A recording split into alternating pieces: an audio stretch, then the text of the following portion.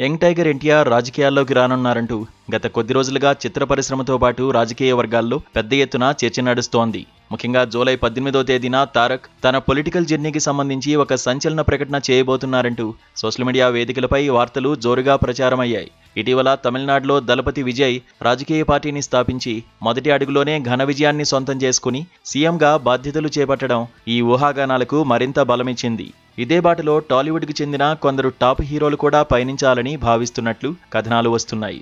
ఈ మధ్యకాలంలో అల్లు అర్జున్ సైతం పొలిటికల్ ఎంట్రీ ఇస్తున్నారనే వార్తలు వైరల్ అయ్యాయి. ఇందులో భాగంగానే రాజకీయ వ్యూహకర్త ప్రశాంత్ కిశోర్ను బన్నీ కలిశారనే ప్రచారం జరిగినా ఇప్పటివరకు దీనిపై ఎలాంటి అధికారిక ప్రకటన వెలువడలేదు.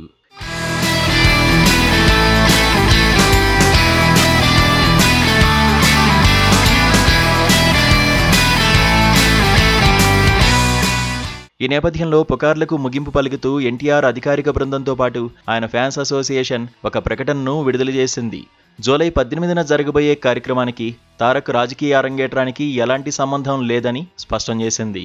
ప్రస్తుతం ఇంటర్నెట్లో హల్చల్ చేస్తున్న ప్రచారంలో ఎలాంటి వాస్తవం లేదని, ఆ రోజు నిర్వహించబోయేది ఊరువాడ అనే పేరుతో ముందుగానే పక్కా ప్రణాళికతో డిజైన్ చేసిన ఒక విశిష్టమైన సామాజిక సేవా కార్యక్రమం అని వెల్లడించింది. జూలై 18న కేవలం ఈ ఊరువాడ కార్యక్రమం ముఖ్య ఉద్దేశం, లక్ష్యాలతో పాటు దాని విజన్ను మాత్రమే ప్రజలకు, అభిమానులకు పరిచయం చేయబోతున్నామని క్లారిటీ ఇస్తూ దీన్ని రాజకీయాలతో ముడిపెట్టవద్దని కోరింది.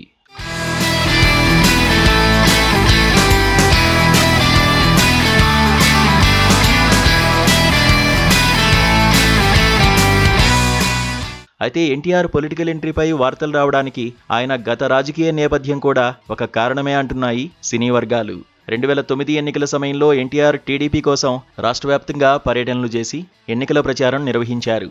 ఆ తర్వాత కొంతకాలానికి కేంద్ర హోంమంత్రి అమిత్ షాతో ఆయన ప్రత్యేకంగా సమావేశం కావడం వంటి అంశాలు కూడా అప్పట్లో తీవ్ర సంచలనం సృష్టించాయి.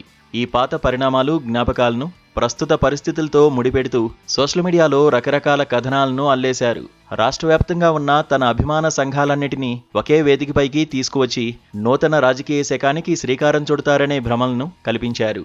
అయితే ఆదివారం ఎన్టీఆర్ టీం విడుదల చేసిన అధికారిక నోటుతో ఈ ఊహాగానాలన్నిటికీ ఒక్కసారిగా బ్రేక్ పడింది.